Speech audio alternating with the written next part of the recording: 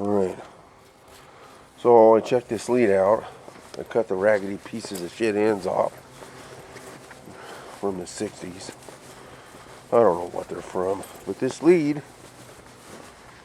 as you can see, there's like 50 feet of lead.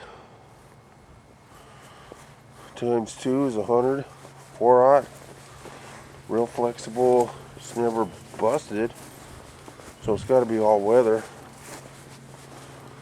And it's 4/0. So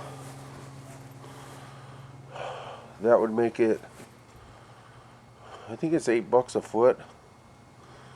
I don't know what it is. I know it's a lot.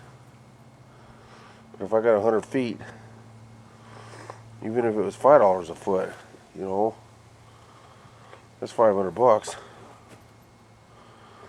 for 50.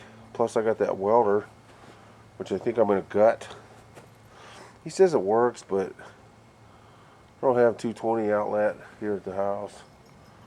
I don't feel like plugging it into different holes or trying to figure it all out, so just keep it for yard art. I'll gut it and I don't know what I'll do with it. But anyways, that's a good deal, man. That's a great deal for a yard sale find. I'm like, that's like black gold. Black gold, matey. Alright.